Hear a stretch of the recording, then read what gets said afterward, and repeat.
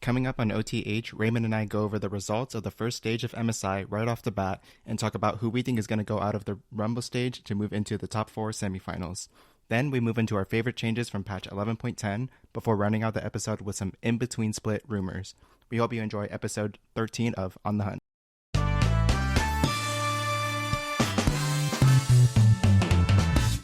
Welcome, everybody, to episode 13 of On the Hunt, a League of Legends podcast.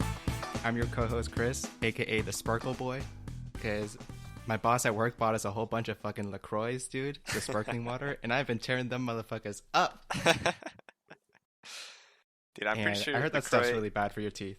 yeah, I think it's not, I mean, it's okay, I think. You'll be fine. I think LaCroix is like, it's something that if it's at work, you get it for free, people will fucking bang LaCroix left and right, But I don't know anybody who buys that shit. Yeah, dude, I actually buy that shit for like my house. But anyways, but at work, me and my coworker, we crack open a cold one halfway through the day.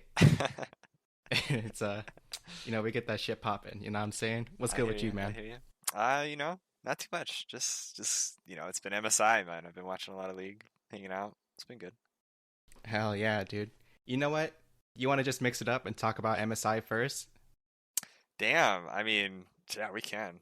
Push off the pick of the week, make everybody wait for it. Yeah, let's hop in it, dude. Yeah, push out everything else. Just we've been wanting to talk about MSI. We took a month off. It just happened. We're done with the first round of the group stage, where groups A, B, and C all played out. And I guess I'll just go through Group A. We got RNG and Pentanet GG, who came out of Group A, with RNG advancing with an 8-0 record, and Yeah. Pentanet being the only advancing team with a negative win rate at 3-6. So let's fucking go. Hell yeah. Shout out Way to to go, Vietnam. Australia. And yeah, thank you, Vietnam. From Group B, we have Mad Lions, who seemed like they were doing really good, at 5-1, and PSG Challenge in second place with 4-2. And then finally with Group C, we have DK Damwon Kia. Hmm. Is that like their official name now? Yeah, I think that is. It's like TSM Snapdragon, you have to say it, otherwise you'll get fined. Yeah, you have to say it. For advancing with 5-1, and C9 getting out with 4-2, which I wasn't scared at all ever. Never once. Wasn't worried at all, dude. Even with all the interviews of players coming out saying they're not too hot on C9, but the faith never wavered, dude. True. That's true. I was scared for a bit. I like that. I like today there was like one of the post games with Damwon and somebody asked, I think it was Showmaker, and said like who was the scariest TV face, and I think they said that C9 was like the closest team they faced, like in their group, and I thought like, well, yeah, no shit. Like, I mean, they're the only team that beat you, and also they made it out second, but also everybody else was trashing them so hard. I think it was just Yeah, so bad, dude. But anything's better than 0-6, I guess. that's But true. anyways, That's true. it was kind of a weird time zone for us. I mean, it starts at like 6 a.m. Better than most of the time Did you catch any zones. games? Yeah, better than most of the time. I enjoy this time zone a lot better than the Asia time zones. Yeah. Um, but yeah, were there any games that caught your eye? Because honestly, there was a lot of like, oh, RNG and Unicorns Are Love are playing again. Like, it's just that's how a lot of the days felt. And it's just like these teams play each other over and over again. Like they're not going to play anybody new, I suppose. And like once you see them play once, it's like you kind of know what to expect the next time. But yeah, was there any games that caught your eye? Yeah. Yeah, I mean, I think kind of like you said, I think that Group A was like just an outlier because of the whole Vietnam thing, that there were only three teams that we saw. Like, it was clear RNG was going to win every game, and it was, they proved it. So like a lot of those games just felt like not worth watching. But I think actually, like from C9's group, from Group C, I think it was fun to watch like the C9 Damwon games, even the DFM games. I mean, the one that they lost was, Uh huh. interesting to watch. The just how it happened is really quite unbelievable. Um, but I then, was entertained. yeah, I was entertained. If I didn't have any emotional investment in it, it would have been a funny game for sure. But I think those games were close games. I think Detonation focused me in general. Like, we had some pretty like hype games. I think they were clearly still like not good. They're not really good, but they put some people to the test. And Mad Lions, I think, was a pretty fun team to watch too in this stage. Yeah, I'm really happy for Mad Lions that they were able to do really well in their group because coming into it, I feel like they had a lot to prove with they having some new players and then some people who didn't do well at the World's group stage the last time. So I'm glad that the remaining members got to show their worth this time around. Yeah, the world's playing stage. Remember, they didn't even make it to groups. Oh shit, yeah, that's what I meant. That's what I meant. Yeah. And then last time I think people were saying that PSG Talon was the group was the team that finished ahead of Rogue in the group stage last Hmm. time. So Yeah. Mad Lions did for EU there. But anyway, so yeah, so that's the two teams from each group for 6 teams in total that are going to move on to the second stage of MSI, where it's going to be all 6 teams The Rumble who are going to play stage. each other. Yeah, the Rumble stage, who are going to play each other twice. And speaking of Rumble, dude, like I'm pretty shook because I haven't been playing League lately, but like I was pretty like I'm shook by all of the like picks that are going on at MSI, where like it's just casual like Rumble jungle, Morgana jungle, like first pick sometimes. Right. Like it's pretty I mean, like I think it's first and second always. Like it's just if you don't ban Rumble, then somebody's gonna pick Rumble and the other team's gonna pick Morgana. Like, and that's just a jungle meta, dude. I mean, it's basically Hecarim and Udyr, but now it's Rumble and Morgana, right? yeah, I was gonna say that yeah. AP version. Yeah, so that's pretty crazy to me that like it works out so well, but yeah, you have any thoughts on that? Like just how stark contrast it is from how the teams, what patch the teams played on in their respective regions during the playoffs to get to here, and it's just like totally different now. Well, Yeah, not it is. totally, but yeah, I mean, pretty different. Yeah, it is kind of weird. I don't know. MSI feels like the only tournament where this like really happens. Like, playoffs, like regional playoffs, they'll take a while. It'll be on the same patch for a while, but you're playing consistently up until that, and then it's just the combination of the everybody's regional playoffs, being a couple patches, and then there's still like a couple weeks off before the MSI happens, so the MSI patch still is far out. It just seems like the perfect storm. Like it seems to me like Worlds happens faster, or they don't change as much in between the playoff ends. So you don't like they lock in the Worlds patch sooner. It seems like or something, so that you're not actually that different in that time. But it's been cool. It's been cool. I think the meta's not been. I don't know. It's good that it wasn't the same meta as we saw all of spring. I think. yeah, for sure. Although I'm still sad that a lot of the like champs are still disabled, like Viego, Gwen, and is there one more? Um, Not to my knowledge, but I could be wrong. I know those two are. Yeah. I thought there was a third one for some reason. Oh well. And then what did you think? Did you have any thoughts about the format? I saw that some people are online were kind of thinking it was weird because it's like play-ins with all the lower region teams, but also the major region teams as well. Instead of there being some sort of a play-in where that's where OCE and Turkey might battle each other out before they even get the chance to fight these other teams. So does that matter to you? I feel like I like it this way. Like if anything, Cloud9 got a really good wake up call, I suppose. And so I think it's good that at least give these teams from other regions a chance, like Brazil, Turkey, and Latin America, for example, to play and scrim against the best teams around the world, and maybe they can take something home to that they learn. But at least this is like their reward, I suppose, for doing their best in their Hmm. region. So that's how I feel about it. Yeah, I think I kind of agree with you. Again, I think it was. I think a lot of the complaints came out of how bad like Group A looked to compare, and I think that comes down to honestly like I think RNG is obviously really good, but then to put OCE and I don't actually what was the other group they had the Brazil team in that group or no? I think it was Unicorns of Love. Oh, right, it was Unicorns. Yeah, yeah, yeah. I mean, Unicorns I think is a good team. I mean, obviously, I think Pentanet is an okay team too. But like, they're two obviously like not like really good teams, and you're against RNG, and like they only played each other. I think it just looks worse for that group and like for the tournament as a whole because of how that played out. But like I don't know. I think like you said, it's good to have those minor regions play like against the bigger teams. At least let it see it. Like that's MSI kind of in a nutshell. Like you get to see how the top teams from a region play against each other, and that's something you don't get to see like at Worlds necessarily, right? You get four groups, and the one seed from each group is isolated. Like you're only going to see them, or from each region is isolated. You're only going to see like one or two of those like key matchups, and then with MSI you kind of get to see everybody fight off each other. It's kind of cool.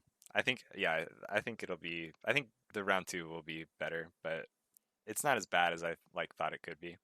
Yeah, for sure. I think Group A is just the outlier. It's kind of funny when you think about it that like because Pentanet is advancing with their 3-6 record, that means Hmm. they like pretty much they just played a best of five with Unicorns of Love and Yeah. like with like playing them twice and then a third time for the tiebreaker. So it's like basically just playing one team to Right. advance to the second stage. So that's pretty funny. It's But basically anyway, what play-ins would have been, what the play-in tournament would have been them ending up as, that's a play-in final, and they would play a best of five series. yeah, so now they're seeded into the real MSI. Yeah, it's kind of funny if you think about it that way. And then getting started with the Rumble stage. So that's going to start this Friday, May 14th at 6 a.m. Heck yeah. And pretty much all six teams are going to play each other team twice. So every day from Friday to Tuesday, I believe, every team is going to play twice that day and until they play everybody twice. So you're going to. I'm pretty excited for the first day. It's going to start off with like Damwon versus RNG, and then even that same day, RNG plays C9, and then C9 also plays Mad Lion. So it's going to be a pretty banger day to kick it off. I guess every team is going to play each team eventually, but are there any Right. like specific matchups that you're looking forward to? I think it is kind of cool. I mean, this is the MSI that like everybody is looking forward to, right? Like everybody plays Definitely. everybody. It's all like top teams. So I think every day is gonna have like some interesting matchups. Just like skimming through here. Uh, yeah, like obviously, like if I just had to pick off the first day, we're looking at like Damwon Kia, RNG, like both tournament favorites going off in the first match of the Rumble. Then we've got like RNG C9 and C9 Mad Lions. I mean, obviously we're an LCS show, so I'm gonna say the LCS team, but exciting matchups for them to go 2 in on the first day and then come back in the days following. Yeah, and then I forgot to say, so out of this stage, only four teams are going to advance to the semifinals, where it's going to be best of five game matches from there on out. And so I don't know. Do you think you want to call it now? Because basically, we're not going to record again until the whole stage is over. I'm thinking so. Top four teams out of the Rumble stage. I'll start. Yeah, I mean, yeah, we I have guess to. I'll just go with it. I mean, I have Yeah, no just go for order. it. I would say, Damwon Kia, RNG. I didn't watch any of the PSG Talent games, but I'm probably gonna go Mad Lions and toss them in there as well. And then I guess the fourth spot would just be a toss up between Cloud9 and PSG. So it's gonna depend on how well those two teams play throughout the whole stage. So no particular order, but those are gonna be my four teams, four and a half, I suppose. What about you, man? Nothing different, I hope. Okay, I think that's. Yeah, I mean, I think it's probably nothing different.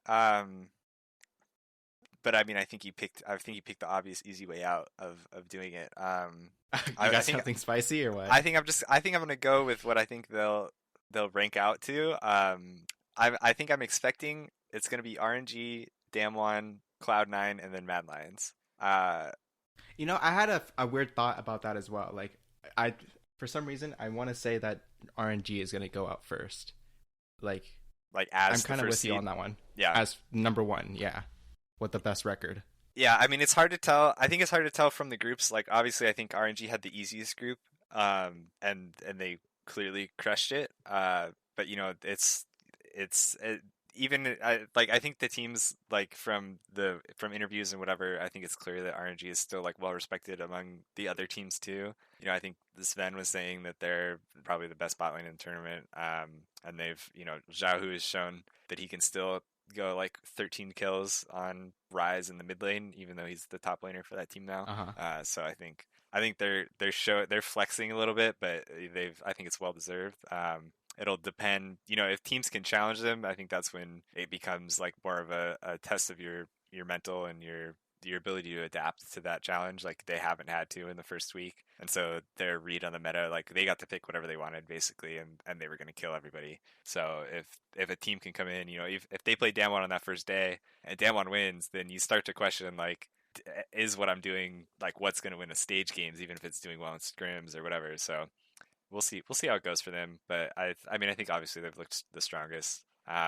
Yeah, I think I want to put Damwon and C9 next, just because I feel like from that same vein, they're the closest to having like competitive like stage challenges already. Like they've all warmed up to the challenges of those best of ones. Like Detonation Focus Me put up the I think probably the best third place performance out of any of the teams in these groups. So I think that they both got to kind of feel the stress of having a real challenger team against them. I see what you mean. Yeah, that makes a lot of sense. And then, so for you, it's between Mad Lions and PSG for the fourth spot, or what do you think? Yeah, I mean, I think it comes down to that, but I think I don't know. Mad Lions just looked a lot better than PSG. I think IMO in the way they played groups. Maybe I didn't watch that group super closely. Like I know they dropped one game to them, but it just felt like they had the upper hand in a lot of those matchups. And like it seems like Mad Lions is kind of more in the groove than PSG is. So if they can just like ride some momentum and their play style still works out against the tougher teams in the Rumble stage, then I think they'll pick up more wins. I'm with you on that one. I think I did end up catching 1.5 of Mad Lions games. I think their first game against Pain Gaming was a little closer than maybe it should have been, but I'm at least they come out with a win in like some of their really close games. So if Right. they have really good review sessions out there, and it's their like home country kind of, True. then then I think they have a little bit of a home field playing advantage, so to speak. And then it's just really up to their review team and coaches to make sure that the players understand why their games went the way they did, and hopefully they can improve on those things. But I don't think they're fighting Yeah. for first and second, which is fine for this part of the stage. Yeah. Yeah, that's true. It's kind of weird. I think that this is the stage where I'd almost be like I think the way that we call it is probably how I would do like power rankings for these teams too, but I wouldn't be surprised to see randomly like that like Bad Lions or C9 or somebody like not named Damwon and RNG does come out in like the top two seeds just because it's best of ones, and who knows like how that could work out. Like you could just take a game, you know, like if C9 splits games with Damwon and RNG and like just 2-0s everybody, you know, like there's scenarios where like by chance like that's probable that they could 2-0 Mad Lions and PSG and Pentanet at split games with Damwon and RNG and come out on top just because of like Damwon 2-0ing RNG or something, and then the you know there's so many ways that best of ones can play out to the end of round robin records not being what we'd expect power rankings to be. But I don't think that means that like they'll win the tournament. Just that this stage could be kind of funny. Yeah, that makes me curious as to whether for the third stage of MSI, whether the team who got out of the second stage with the most wins, do they get to pick their opponent, or is there any advantage there, or is it randomly seeded? I wonder. I don't know how the four teams are going to be determined of who plays who. Do you know? It seems to me like I thought they got to pick like one gets to pick between 3 and 4, but I'm not sure on that. It could just be like 1, 2, 3, 4, like normal seeding.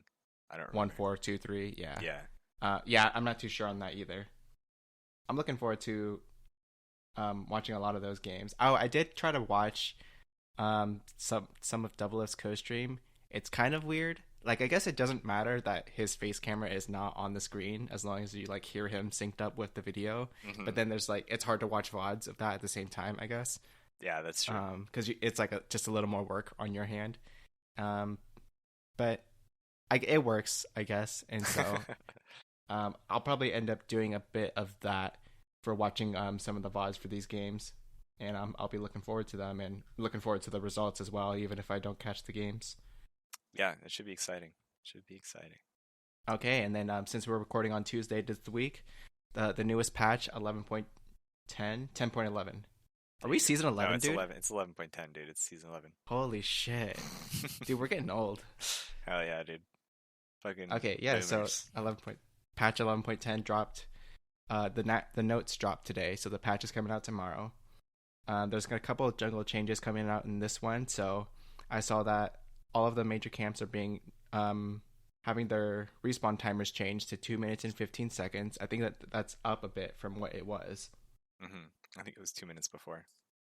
Yes. Two And then two. the Krugs, Wolf, Gromp, and Raptors camp all give you more gold when you kill them. All the damage of all the camps were lowered by like ever so slightly. And then also smite damage is no longer tied to your level. It's just when you get your smite upgrade after smiting 5 times, it just doubles the damage to 900, and then it's 900 for the rest of the game. Personally, I don't know if it really matters, but it's just so crazy that it was the smite damage was tied to your level since forever. So I guess Yeah. that I feel like an emotional connection to that of like my smite deals more damage because I'm higher level, and so it I deserve to do more damage with my smite. He shouldn't like have the same smite damage as me. I don't know. It doesn't really matter, I don't think, but Yeah. I felt that when I read that.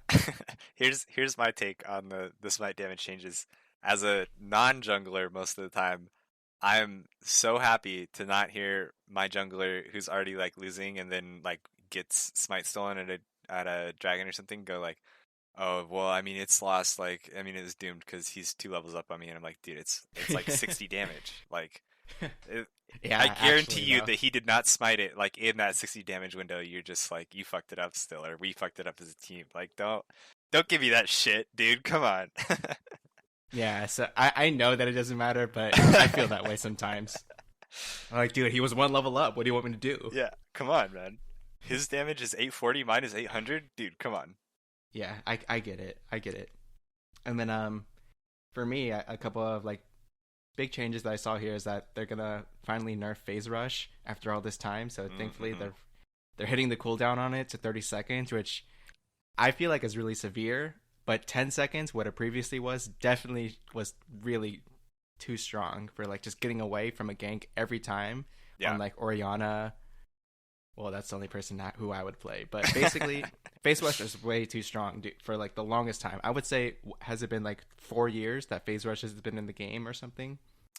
Like, Shit, now when you say that, that makes me feel old. Season 11 didn't make me feel old, but Phase Rush being in the game for 4 years kind of does. But yeah, I think yeah, I you're was thinking right-ish. about like when that Rune rework was. I'm thinking it was 2017, maybe 16, but Maybe 18. 2016 was definitely like Storm Raiders Surge Ezreal meta, so I remember that. So that was still yeah, old yeah, mysteries, but yeah. Was it Thunderlords? Is that what you said? Storm Raider Surge. Remember when Ezreal Jungle was meta at like that one Worlds and he was running. I mean, it was the old Phase Rush, but it was Storm Raider Surge, and he would just run at you in your jungle at level 3 and kill you because he could chase you down. Oh yeah, and everybody was playing Ezreal at that time. I Hmm. remember. Um, so yeah, I'm finally glad that they're hitting phase rush. I think it's still usable, but like the cooldown hit is gonna you're really gonna feel it. Yeah, And yeah. then I saw one other thing that I cared about. I don't remember it now, but was there anything in this patch that really stuck out to you? I think first up, there's the first thing in the notes was a Bard nerf, and I just got to say Sag because it's Bard. I mean, I think it's fine. Has pretty high presence, and I think it's a fine nerf, but it's just like feels bad, man. Um, I feel the same way about the Galio nerf. It's like, oh man, this is what I get for waiting too long to play.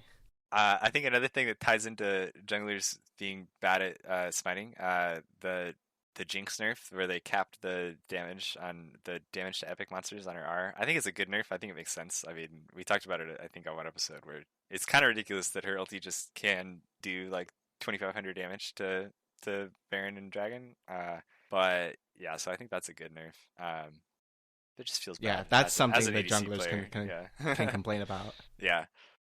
I like the Talon nerf. I don't like seeing Talon one shot my whole teams. He's kind of fun to play, but it's terrible to play against when he just demolishes you. Um, I'm with you, brother.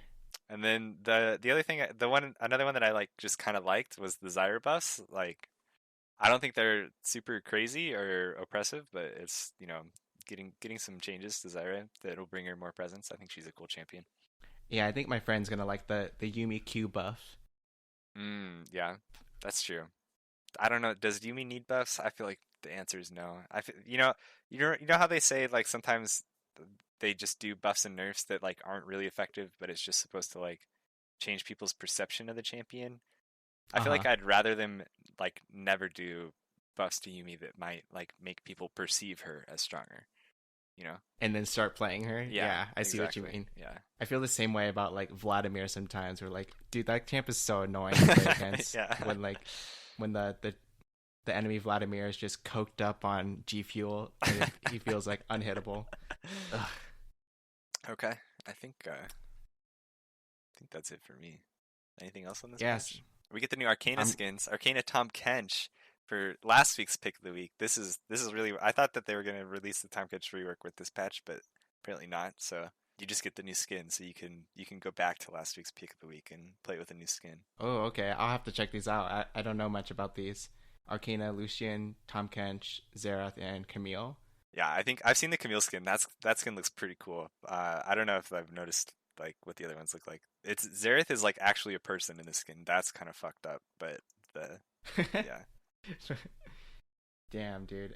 I feel like Xerath has less than 5 skins. I feel like I could just name them all off. Not Yeah, really, but it's like the yellow one, the green one, the red one. That and might be Dark it. Star, Oh yeah, yeah, or Dark Star, something the like purple that. one. There you go. Yeah. That you pretty accurately described all of them. Yeah, unfortunately. Ooh. Oh, you know what? This Arrow skin actually looks like he has the karma thing on his back. Am I tripping? Oh no, I kind of see it. Yeah, it's really like Aatrox horns, but it does. I see what you mean. Like it looks like it. Yeah, actually, Camille kind of has it too on her, on the back of her head. Hmm. Anyways, we're getting too distracted. We can just yeah, I guess I'll round out our patch 11.10 discussion. I guess I'll just slip into, was there any like content that you thought was interesting this week? There's like a lot of interviews here and there from the different players from the different regions at MSI, which I mean there was a lot of them that I feel Hmm. like I was just overwhelmed with. So, and a lot of them are just like weird opinions, like C9's not gonna make it, so I don't really care. I think I did end up Right. watching one of those though, but other than that, I didn't really catch any like talk shows or anything. What about you?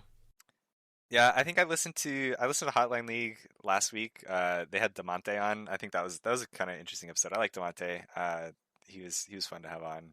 He talked about how this Cloud9 team at the time, like so that was like last Monday, right? He said like at the time he's like this Cloud9 team is probably like the best team we've ever sent to an international event. They were talking about that.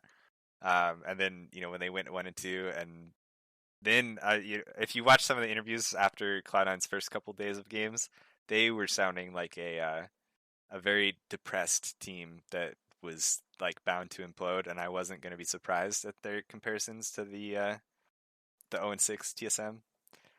But then they bounced back, so those are a thing in the past. It never happened. C9's, once again, best team we've ever sent to an international tournament. Um, that was kind of cool. One thing that was interesting, it wasn't like a video or anything, but have you seen LS's tier list that he left or dropped before MSI? I heard Zed is on it, but other than that, I don't know anything about it.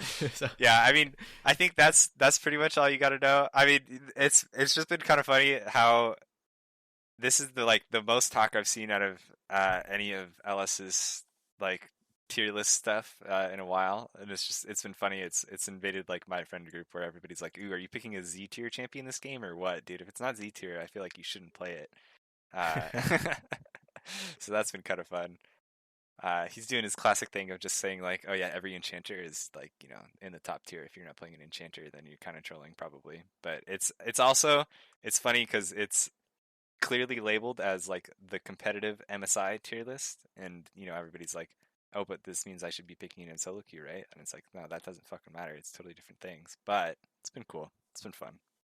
that's funny. Dude, I remember back in like 2011, 2012, I used to use this website for tier lists all the time, and a lot of them were kind of shit, but like it just gave me direction of like what champions to play and learn and buy, Hmm. as like because it was hard as fuck to own all the champions back then. Right. And and even now, like I still don't own Heimerdinger. Like I don't know why, I just won't buy it. I refuse to buy it. I did the same thing with Teemo, dude. I'll never buy that champ. Yeah, actually, I heard that if you accidentally buy it, or you accidentally like buy it with blue essence or something, or from like a champion shard, you Hmm. can ask Riot to like delete that champion from your account. So I have it's heard of pretty that. funny. Yeah. But yeah, I used to use this website called like Reign of Gaming, Oh and yeah, that's yeah, where yeah. like um I think that's where like a lot of the old Team Curse people used to come from. So like there's like this guy named Elements who used Hmm. to post on there a lot. Anyways, I'm Oh, getting the like elements nostalgic for tier no list. reason. Damn, dude. Yeah, you're Yeah, really dating yourself, but yeah. I'm really going back there. Um, yeah, I think for me on content this week, I think I watched the Crackdown with Fabivin. I think I remember liking that, but I don't remember what they talked about. It was a lot of like about him playing with people who are like lesser than him. That's not how he describes his teammates because he's playing in like EU Masters right now. So Right, he's on he's like like the the Fnatic Academy team, right? yeah substitute for Fnatic, I suppose, under Niski, Right. and so he was just talking about the way how it feels of like you used to be an LEC mid laner and then like now you're back in the lower leagues and like you can't have the mentality of like, well, fuck my teammates, I'm just gonna play my best and like go back up there. It's like Right. it's really more about like showing displaying that you can bring these players, your teammates, up alongside with you, Right. and that's the quality that the LEC team should be looking for in, or any team, any major region team for that matter, should be. That's the quality the team should be looking for in a person rather than superstars like leader, for example, Yeah. I suppose. So I guess that was really interesting for me. And then like on a side topic, he like really likes meditation and weird shit like that. And like sometimes I think about if like that's something I could ever be into, but I don't like to read books or anything. So I guess that's just where I'm at. I mean, yeah, some people, that's just not for them. I get it. I can respect that. For sure, dude. You got my back. Anyways, you ready to do some picks of the week, my man? Sure, dude. Let's get into it. Give it to me. Okay. So my pick of the week this week, since I'm still not playing a lot of League, but I got something close for you. This is the closest I can get. Okay, okay. And my pick of the week is going to be Wild Rift this time because I got some good news, dude. I played my placement games on Wild Rift, and your boy is officially Silver 4. Oh my gosh, dude. Congratulations. Feels good sometimes, dude. I had this really Smurf Graves game where I went like 22-0. So sometimes I feel really good, and when I'm in a down mood, I just go on that game and you just really Smurf it out sometimes. Yeah, you just And play then against all the 12-year-olds, or probably like 8-year-olds who are playing on their parents' iPad. yes, dude, and they have like little baby hands, and the thumbs can't reach from the attack button to the flash button, so Yeah. you just have that like actual physical advantage over them.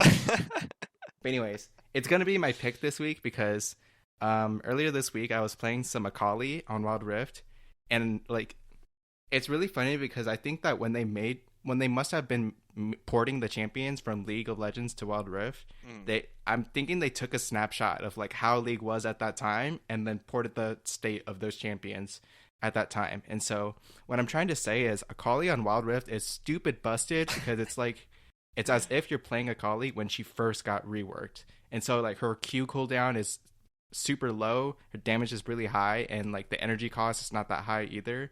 The W is ridiculously broken, and the R, you don't need to target anybody with the first R cast. Oh, I'm okay. pretty sure.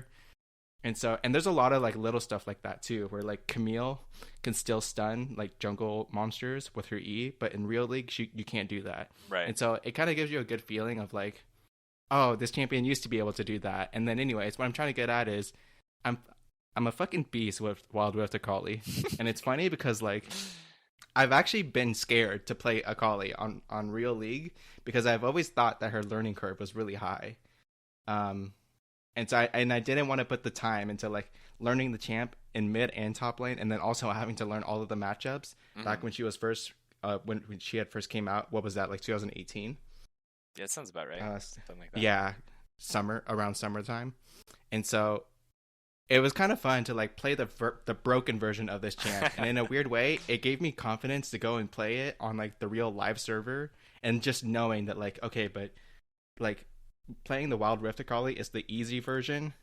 One, because like it's super strong, but also like literally less mechanics to play the game. Right. And then like it just gives you like an idea of how the champion should play out. It's, I don't know. And then I think I'm gonna call him mate now is what I'm trying to say. Yeah, so All right. that's my pick of the All week. right, dude. Okay. I think it sounds to me like you playing Wild Rift Akali reminds me a lot of whenever I play ARAM Akali. and you get the like ridiculous like plus 20% damage, minus 20% damage taken buffs, and you can go in and do whatever you want, and you one shot everybody like from the first like fights at level 3. Uh, and then you go and play it in a real game, and it's like shit. I don't know how to trade. I don't know how to 1v1. I can't farm with this champ either, and then I lose and feed like really fast, and then you remember why you don't play that champ in normals. Um, Yeah, it's exactly like that, dude. Actually, I had this weird idea today where, like, dude, I can't fucking wait until the day the League client actually gets reworked, like, for real, for real, for real. Because you should, for example, if you highlight a champion in Champ Select, you should definitely see, like, the change history for that champion right there in front of you of, like, mm, okay, in this patch, the damage for this was lowered from this is where it was, this is what it is now, and then like you should be able to see the whole patch history for that champion in Champ Select. And right, it's just like I'm sure there's somebody out there who wants to do it, but like there's just actual software limitations to that on right. top of it, and I don't know anything about like Electron apps or whatever the limitation is, but But you know, there's something so there. Yeah, I feel you. I know that I don't know at least, and so yeah, that was just my little mini rant. But yeah, that's all I got. I think we're at the end of the episode. Hey, I haven't even done my pick of the week yet, dude. Just because you got to talk about Wild Rift forever doesn't mean you get to skip me, man. Come on. All right, I was trying to see if you would remember. So yeah, hit me with your pick of the week for week 13, my man. Week 13. All right, dude. This one, I'm gonna be honest. Some of it's because it just happened I just read about him in the patch notes. He got a new VFX update in this patch coming up tomorrow. It's Pug'Maw, baby. Let me tell you a little bit about why Pug'Maw is my favorite champion. Hold on, can I find the copy pasta real quick? Uh, I'm not gonna spoil that. Look up Pug'Maw. Why Pug'Maw is my favorite champion. That's like the funniest Reddit post that you'll ever find. That's tonight's homework. Yeah, that's tonight's homework. But yeah, Kog'Maw. If you've read LS's tier list, then you'll know that he is like a Z tier champion in the AD carry position. Part of that is due to the prevalence of enchanter supports as other Z tier champions in like every role. So if you'd like to just gain free elo, you follow LS's tier list and play Kog'Maw. But then also he's got a cool VFX update that's supposed to come out, and then also he does pretty good with all the item changes they've done recently. You get a Rage Blade buff this patch, which can be useful. You get Kraken Slayer has been in vogue, so there'll be some use cases for Kog'Maw in the upcoming patch, IMO. Yeah, dude. So, what's your favorite Kog'Maw skin? It's got to be Pug'Maw, dude. Do you have any chromas for that one?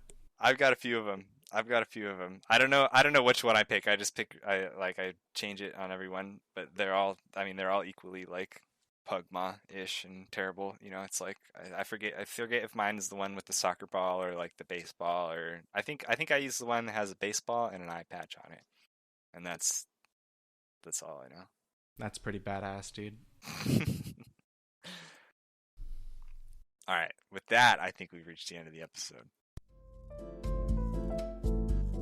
Yeah, with that, I think we're done. You don't want to talk about any of the Europe roster changes, right? There's actually so much going on over there, and then in fucking LCS, I think they were talking about some roster changes in on the dive, but I don't remember any of them already. And I think most of the changes are like academy roster moves, so like I don't actually care. Yeah, that's true. I mean, if you want to talk about it, I think the only thing that I've like really care about is what's going on with the Fnatic team, which is kind of like weird that it sounds like they're trying to get rid of Selfmade, or it sounds like Selfmade has already left, like he's signed with Vitality, and they're getting a guy from the French league to be their top laner and replace Bwipo. And so like Bwipo's gonna be still probably on the team, but I don't know if that means as jungle or if they're gonna get rid of Niski and have him go mid or what. So we'll see. Yeah, and I think Whippo also talked about before on like an episode of the Crackdown that is now deleted forever and ever that he would be totally down to play mid or jungle if it ever came down to it. And then I guess since we're just talking rumors in the first place, I think there was Mhm. also like another rumor where I think they were like Hillisang and Whippo were both offered to re-sign with Fnatic right now, and they both declined to re-sign at this time. I I think it was self-made in Bwipo. It was self-made in Bwipo? Yeah, I Okay. think it was self-made in Bwipo, and so Yeah. that's part of like what sent self-made out, and then that's also yeah, Bwipo. I think yeah, Bwipo talked about it. I think he talked about it in his stream. He was all like, "Yeah, I just feel like I'm not playing well enough, like and I don't know what I want to do and shit like that." Like it sounds like there's some weird strife going on in Fnatic. You know, I mean, obviously, like they can make whatever changes they want. Like I'm not like you know, it's crazy that that team of like good players just has like managed to implode itself in 2 years. Like I don't know. Yeah, it's kind of sad to see them fall apart like this. Well, to see the team break up like this. I mean, Yeah, after I mean, they still had a top 4 finish in the LEC, right? Question yeah. mark. I Um, think I don't know. To be honest, yeah, maybe I not. think I'm not too sure on that either. I'm thinking they at least made playoffs though, so it's not like they didn't make. I don't think they did not make the playoffs. I don't know what I'm trying to say, but I mean, yeah, that's just crazy to see that team like kind of explode like that. Yeah, yeah. Other than that, I don't think there's anything else that I've heard. I saw some of the stuff about people from Amateur getting signed to like IMT Academy. I think it was Anda and Viper got signed to that today, which is good for them getting off the no arg team. Oh, that's really good. Yeah, but I haven't heard anything else about like anybody NA since the like 100 Thieves stuff. Yeah, that's what I was thinking as well. I'll have to keep an eye out for that. And Viper stuff. Yeah.